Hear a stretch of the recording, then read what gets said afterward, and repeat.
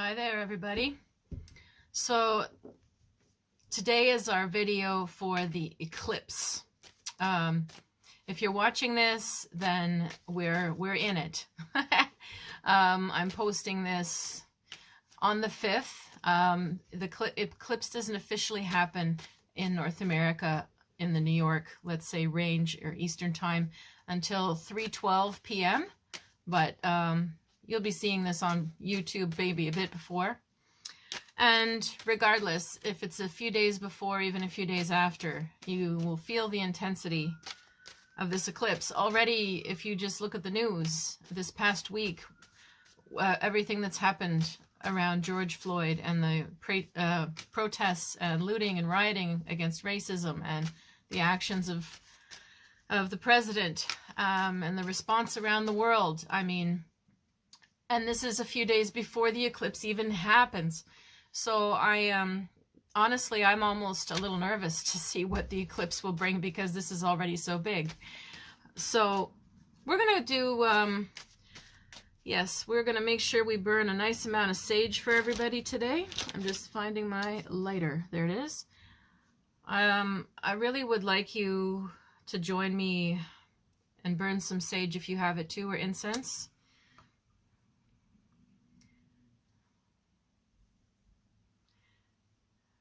And I just really want to send out prayers to everybody who's suffering and hurting.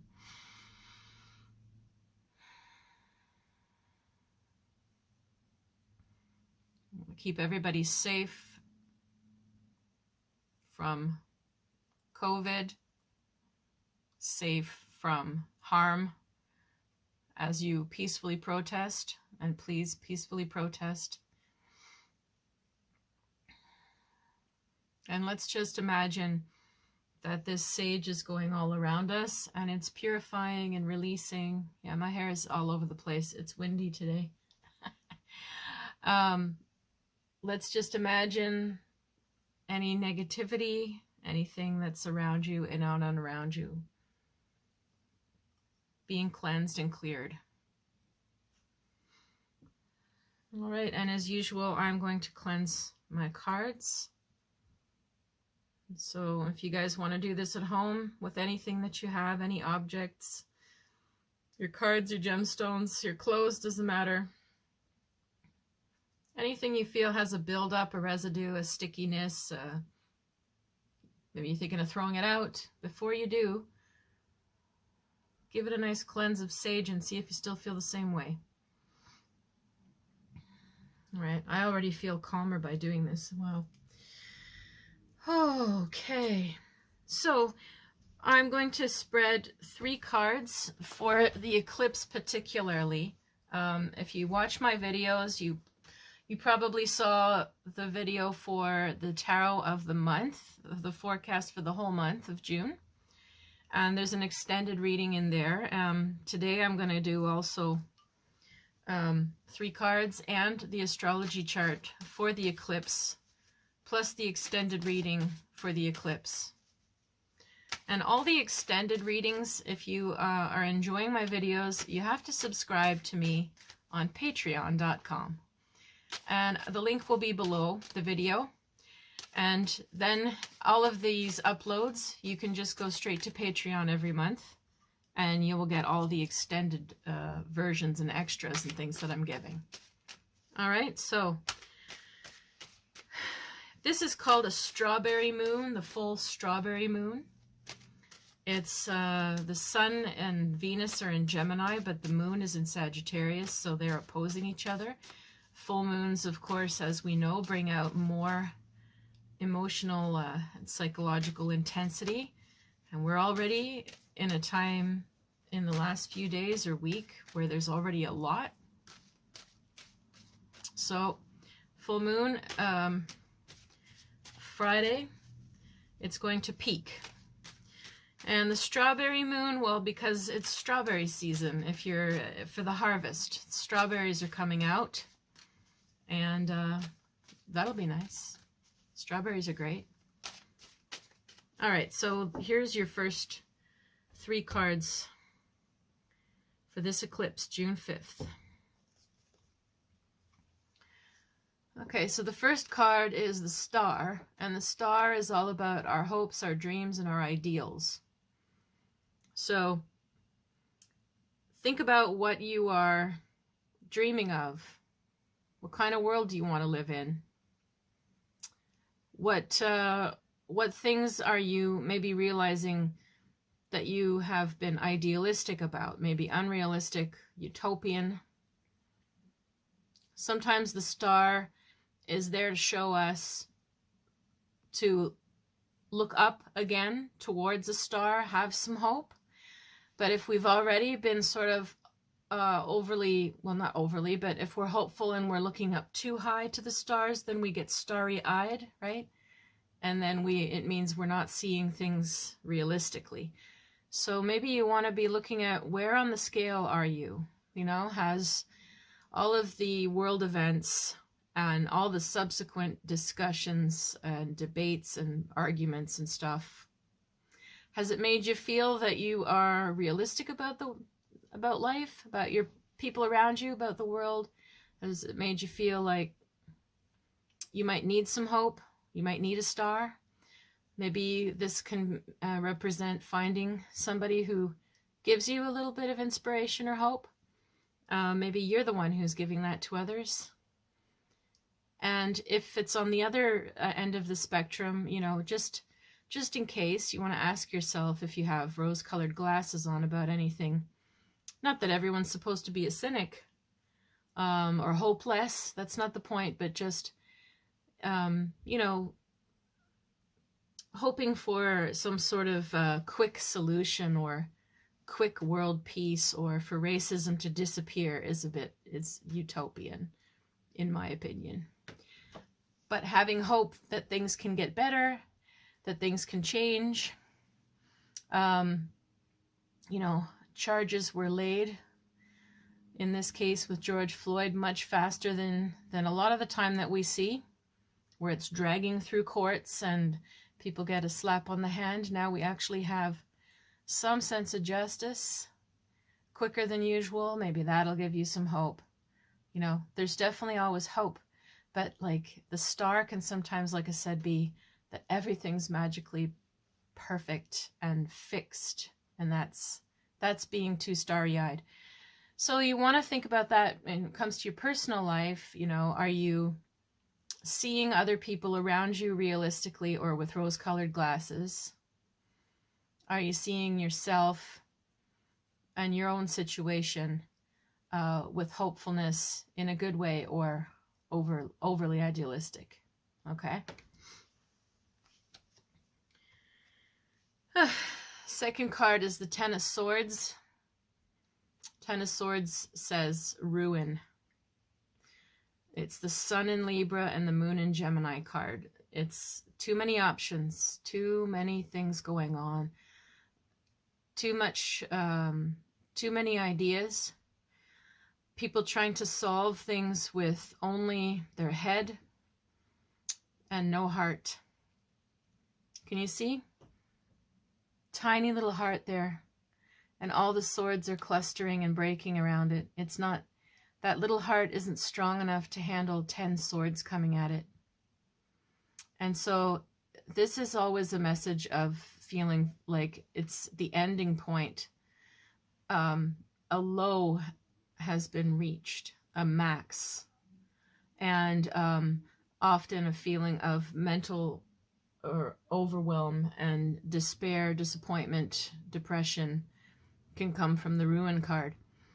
However, the way out is to honor that little heart, and it's to stop using the analytical mind, intellectual brain, facts and figures as a way of making sense or coping with your life or making your decisions. Your decisions have to come from the heart. They have to come from your emotion and your intuition. And that's the big message of this card.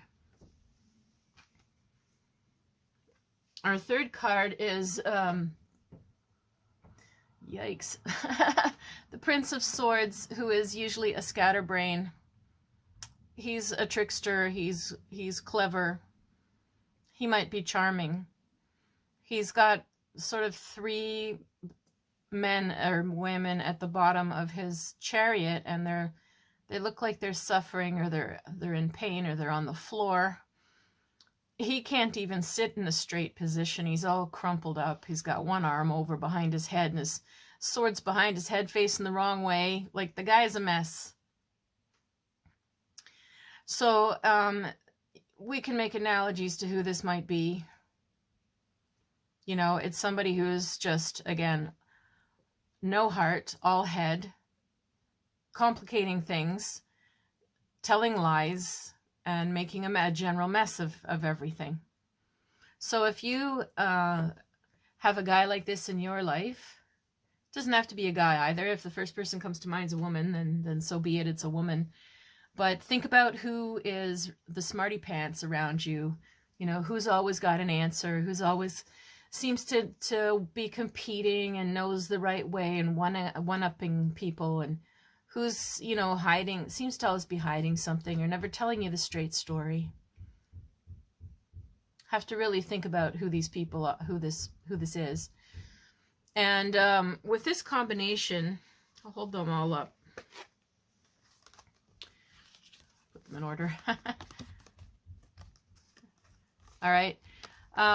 When you've got these all together, it basically means you've got to take a good hard look at this guy, or this person who's creating havoc. So this could be anybody. If it's someone you're dating, someone you're married to, if it's your brother, if it's the president, if it's somebody that runs your company, you know, if it's someone around you that no matter how smart or charming they are, they seem to always leave a trail of poor treatment, inefficiencies, flip-flopping, lying, outright lying, hiding. The star and the Ten of Swords probably means there's a fall from grace. There's a fall, there's a moment of reckoning and seeing through this person. So yeah, I think because we're in this special time of an eclipse and there's so much going on in the world, I'm just going to give the extended reading for everybody, and not separate it after all. So that's my gift to everybody. And I also don't want to leave it hanging on this, but I guess what I'm saying by these cards is there will be a fall from grace for someone around. Somebody around you, or somebody in the public, as well as around us, is going to fall off the pedestal. Now, some of us are hoping that that is a president or a prime minister or something. Depending where you live, it might be. It might, you know, it might be other people around them. But and in our personal lives, we basically need to be thinking about seeing people realistically, and we might feel some disappointment at the people that are falling off their pedestals. So let's keep going with the extended reading now. Oy. The Nine of Swords. Oh, this card says cruelty, Mars and Gemini. Again, this is deception and cheating, lying, two-facedness, mental, verbal abuse. Somebody's been hiding and mistreating people for a long time. So you want to be really aware. These are not great cards. However, eclipses do that. You know, they're supposed to cast a shadow, you know, just like if this card just eclipses my face for a second, and then it brings it back again. It's just there to show you and wake everybody up. So what you're being awakened to is questioning people's motives and intentions, questioning their true psychology, their true character. Next card is the Magician. Interesting.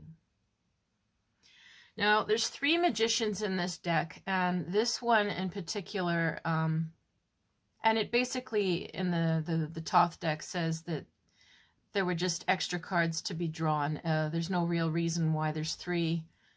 But I find it interesting in this case that down here, this is Hanuman. This is a monkey. And the magician is in this Egyptian kind of pose with the head on the monkey. Now, the monkey is in the tarot, in this card, he's there to keep the magician in check. He's a bit of a trickster, and he's a bit of a, you know, throwing the monkey wrench, if you will. He's testing and mocking and making sure the magician's ego doesn't run crazy. So I wonder who our monkey is in your scenario or in the global scenario. But it's interesting that here this magician is kneeling on the monkey's head, so he's got him sort of pinned so that he can't really move or do much. And you know, the arms are free. All of his tools, his cup and his wands and his money and his fire and his eagle feathers, his eagle wings up top, they're all free to move as he wishes. So this is a powerful person who usually has a lot of means or at their disposal, power or, you know, money, tools, access to things. They're able to, you know, maneuver and lead. But in this case, I never feel good when I see him kneeling on the monkey, even though the monkey's facing us squarely and standing up, and so is the magician facing us squarely. But there's a power game going on there. There's a domination game going on. So this magician's getting their power by clamping down on this monkey. So this might be a metaphor for power tripping and power dynamics and who is over who and who's silencing who and who's paying off who in some way in your life. And if it's in a personal situation, it's still the same thing. It's like, who has the power even within like a group at work or a family dynamic? Who's pulling the strings? Who has power to silence or sway? Who's actually paying for things? Who's got the most power, even if they don't say it? That kind of stuff. That's the kind of thing that's coming to light, and how they treat people. Now our next card is good. This is good. So our next card here is the Nine of Wands, and this is a good thing because the Nine of Wands says strength. So, and it's a Sagittarius card, and if you've noticed, some of the difficult cards here have Gemini on them, and the the strength card is Sagittarius, and even down there you see the moon in Sagittarius as it is for the eclipse. So you've got the sun as the top of the wand. Now take a look at all the wands behind it. They're all organized. They're all in a row. They're crossing each other, but they've got space. There's no friction. And then you have the main wand at the top, on top of them. This is the card. This card came up a lot for the tarot of the month for everybody too. The Nine of Wands is the card of holding it all together, keeping things in check, leadership, and sort of that feeling of like, yeah, I got this, you know? So basically we're looking right now for true leadership. The moon in Sagittarius wants to be free. There'll be people asserting their freedoms, and as they should, you know, in the case of some of these abusive cards, there's people taking a stand, asserting their freedom and telling their truth and speaking it out. There's people that won't back down and be dominated, and there's people who are going to be exposing things. And it's not in a tell-all, you know, revenge kind of way. It's a necessary stand. Like, it's taking a stand. And so you probably also want to be thinking about this if you can identify who this influence is in your own life. Who do you need to take a stand with? And it doesn't mean a big ruckus. It doesn't mean you're burning things down on the street if it's your personal life. It doesn't mean it's that big, but it might be saying no. It might be saying, I'm sorry, I can't. It might be saying, I deserve more per hour. You never know. But it's taking a stand against whoever or whatever has been oppressing you. Our next card is Seven of Pentacles, or discs. This card is Saturn in Taurus.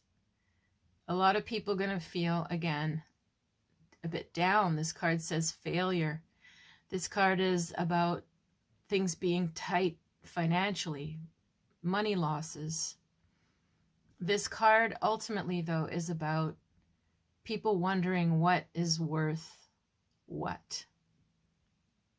What is the value of things? And often, you know, when we feel we've been lied to or mistreated or our chain has been yanked, you know, and we don't feel we can trust the people that we're meant to, even if we took a stand, even if we won something, you can still feel very pensive and depressed afterwards about what was it all for? You know, is it worth all of the drama or stress to stand up to somebody, or is it worth it more to walk away? Or is it worth it? You know, we're all going to be wondering, and there'll be an awful lot of, you know, this feels to me global. It's, for some people, it's personal too, of course, but unfortunately feels like some tightening of the belt for everybody financially around this moon, this eclipse.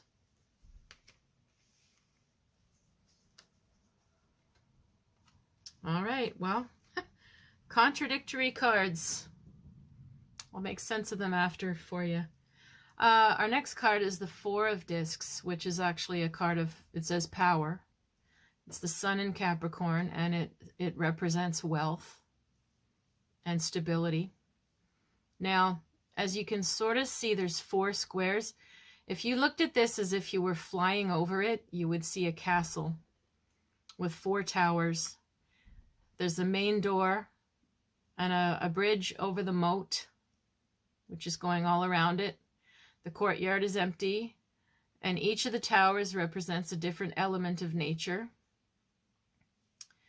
The Sun in Capricorn can represent structures, banks, government, regulatory bodies, international organizations, anything that holds this strong arm of power. It's almost like, you know, literally the castle walls and the fortress walls.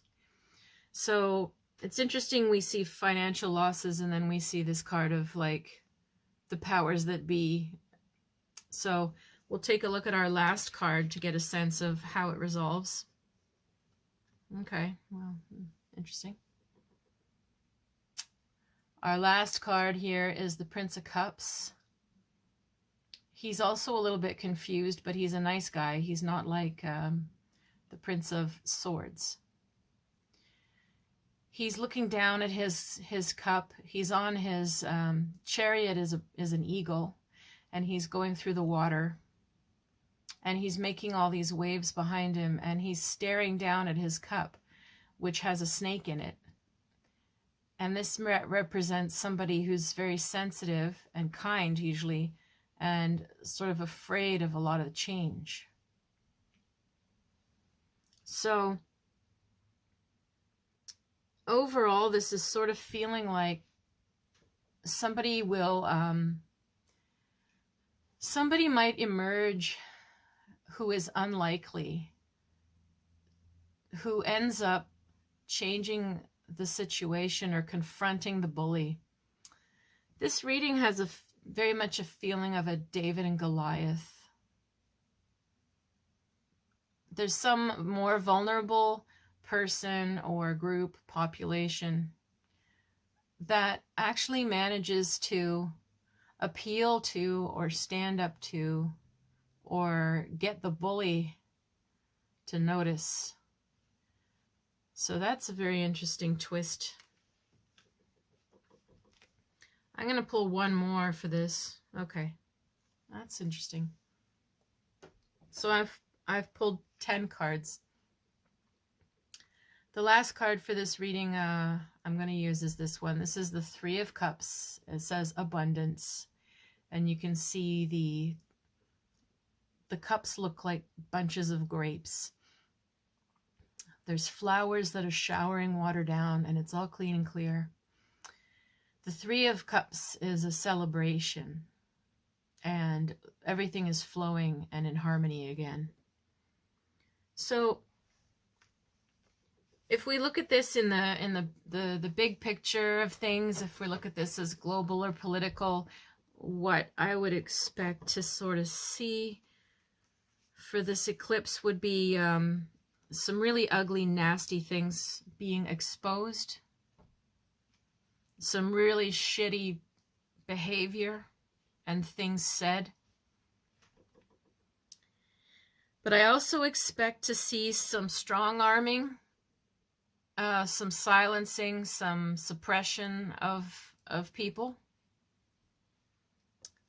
I also expect to see people standing up to it and calling it out, and that our person or group who calls it out might be an unlikely person or group. And in the end, with the Three of Cups as the end result, I'm expecting we're going to feel like somehow, you know, we're not being like the Star card. We're not being ideal. We're not romanticizing, oh, racism will end. Oh, everything will be made fair. Oh, everyone will get their money back from COVID that they've lost. Or like nothing is going to be a complete perfect white, like a, I want to say whitewash. It's a bad word, but maybe that's the reason I'm saying it. But it is a whitewash. It doesn't happen that way. But it does show that we might come out of this with a sense that we've turned a corner, that something has been exposed and therefore awakened. And it does tend to give people a feeling of that there's a way forward and there's a plan of action and there's something to do about it. And if it's in your personal life, I would say that you might have some unlikely person, maybe that's yourself, but somebody that you don't expect stand up for you or help you out in a way that you never expected. And there's an aspect here of sort of like restoring your faith without making the whole situation better, without fixing it, but still restoring a bit of your faith. So we're going to take a look now at the astrology. It's very interesting reading for this. I didn't expect that. Okay.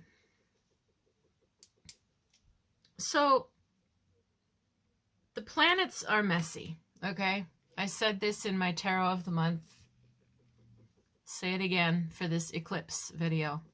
The planets for this eclipse are very, very messy. Now, why? The Sun and Venus, which is retrograde, are in Gemini. Gemini likes to have many things going on at once, likes to have multiple people around, multiple projects on the go. They might be reading 5 books at once while they're watching a movie and chatting online. They multitask. They keep on top of everything that's going on in their neighborhood and on the news and with their friends. And sometimes some of them are gossipy. Some of them they're just very savvy to know what's the latest in anything and what's the going perception of it. And they want to know how to be adaptable wherever they go, fit in, say the right thing. Not to please people, but just because like they're relating to people and they want to be able to have like you know, and stimulating exchange with people. And the more aware they are of everything going on, the more they can participate and say, yeah, I know what you mean. Yeah, that's true. And then there's this. And then they're in there. They're part of it. They're plugged in to what's going on, and they love that. Venus in Gemini is like that too. But add to that she likes to be flirtatious and playful, and she likes to reinvent herself. And so some people might take this eclipse to be playful or reinvent their self-image. So although it's not advised usually with Venus retrograde to start doing anything drastic to your hair or your wardrobe, but you might be feeling sort of, you know, more self-expressive and playful, and that would be nice. The downside of Sun Venus retrograde in Gemini would be like love life mess, like intrigues and romances and three-ways and hookups and flirting with more than one person at a time, and whoops, you sent the wrong text to the wrong one. Uh-oh. You know, like sometimes too much Gemini energy can make that happen. Or even if it's in a more serious relationship, people might be sort of feeling restless or bored, or, you know, wanting to flip-flop. Or sometimes this can be, with the other planets in mind also, this can be a telltale for affairs, because Sun Venus retrograde is squaring Mars and Neptune in Pisces. Like, oh, just ugh. Because Mars is supposed to be strong and in a fire sign, and when it's in Pisces, it is in a feminine, murky, misty water sign. There's nothing that extinguishes fire more than Neptune, more than Pisces. Pisces rules Neptune. Neptune rules Pisces. Put a candle in the water. That's Mars and Pisces. How is that person ever supposed to get any drive, any will, any action, take charge of anything? It's all just mush. Okay? Mars and Neptune together, again, smoke and mirrors. You don't know what they're doing. They don't know what they're doing. They're sort of intuiting it and feeling it as they go, but they can't describe it and they can't tell you why. And some of them might be really intuitively on, which could create amazing results. Like Mars and Neptune together sometimes means like, how the hell did you do that? And they'll be like, I don't know, I just felt like it, I did it. I don't know, it just magically worked. But they won't know why. They won't be able to replicate it or tell you. It's pure, raw, unconscious, gut feeling, going with, like, but not in a clear way. So Mars and Neptune together is like being on a foggy highway, going up a hill. You don't know what's in there, you know what's there.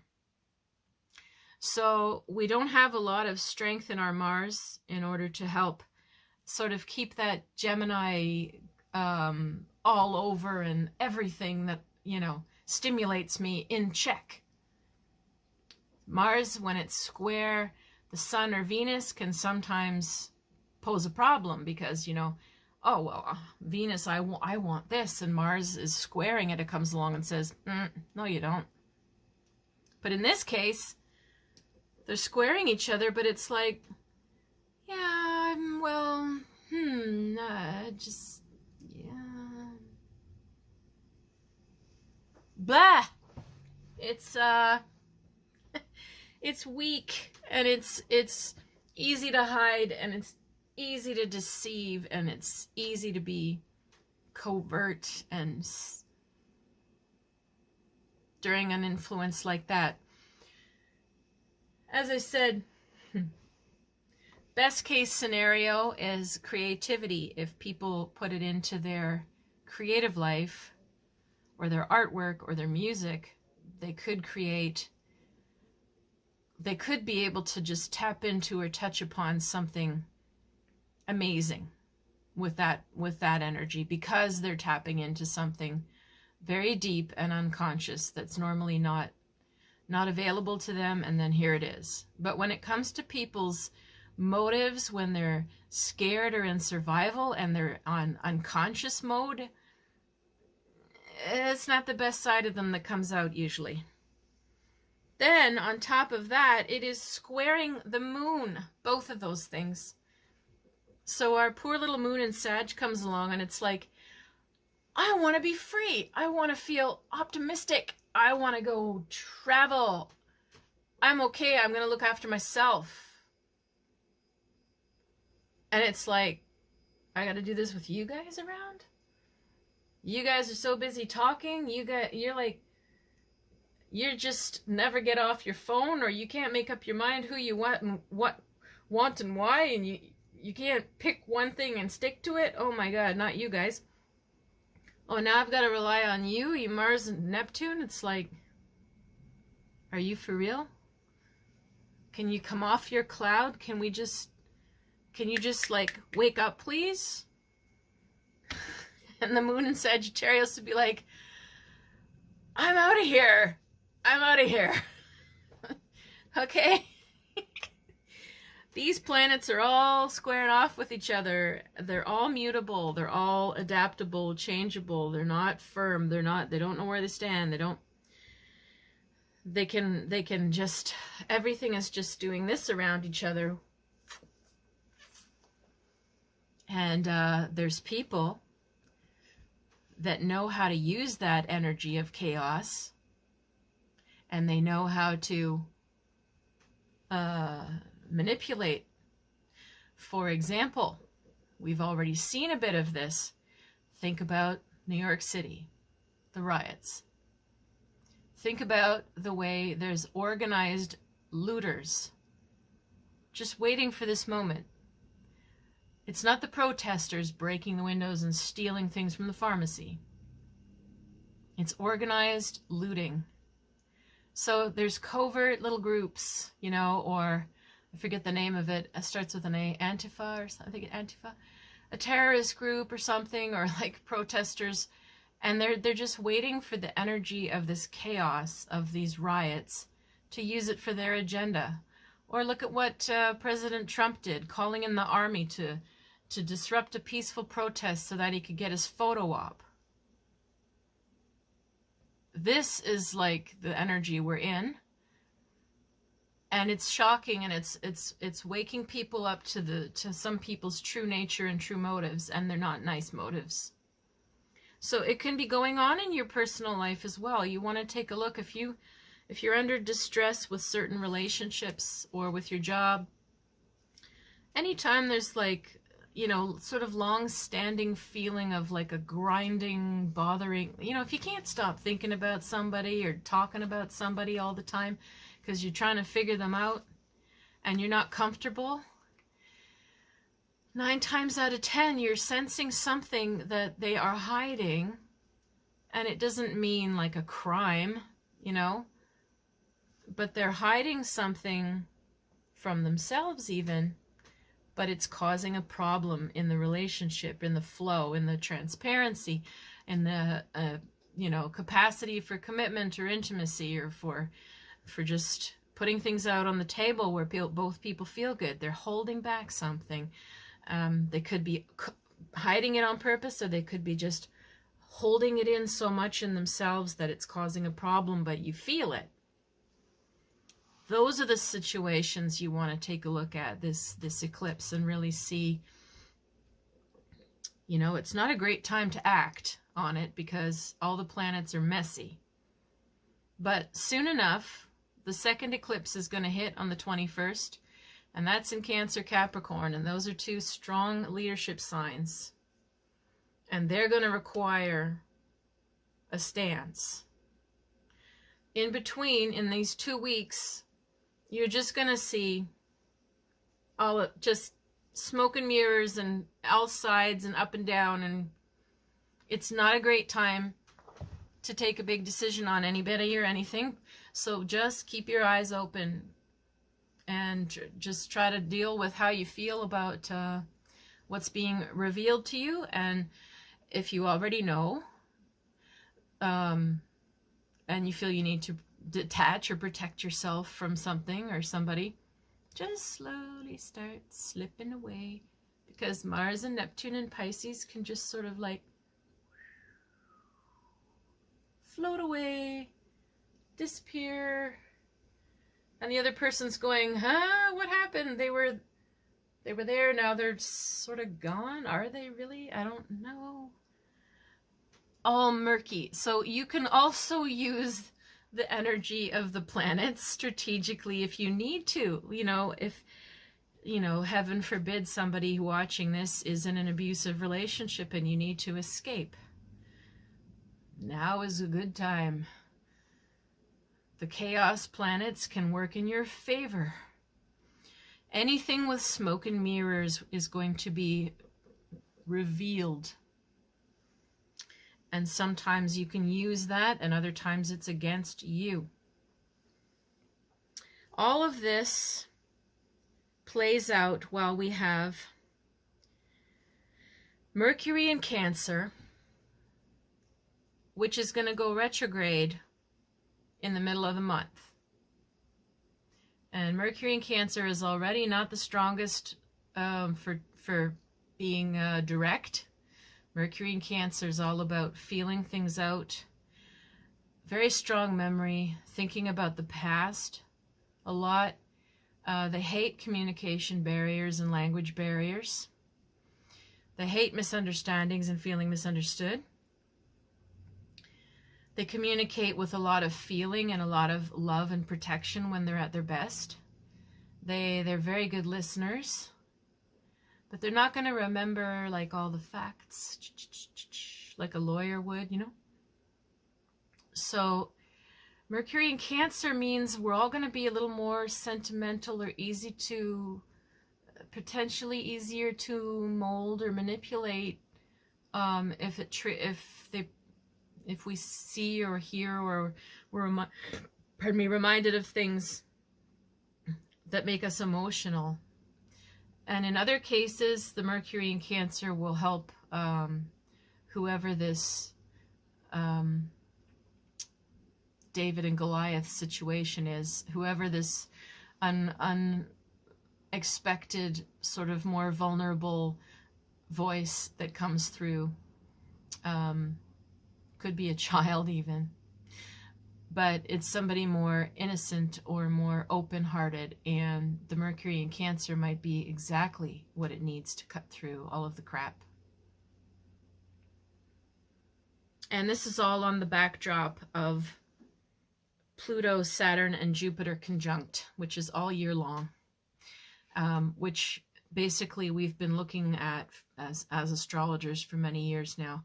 This is 2020 is a major year of societal reconstruction, and Pluto will challenge and rip things apart. Saturn will restructure and rebuild them and take a look at the rules and make sure that the foundation that you're building things on is real and not shaky. So, you know, this eclipse is just one of a few events astrologically this year that are highlights on the backdrop of Pluto, Saturn, and Jupiter, which is saying, hey, society is not going to be as it was. What are you going to build in its place? And we can use these eclipses and what it shows us to help us re-envision the world, but in a balanced or realistic way. So if you would like a personal reading to help you through anything during this time, I am available online. I'm seeing people in person now a bit if you wear protective gear and we sit at a distance. Otherwise, you can reach me online at river-rain.com. Thank you for listening. Have a good eclipse.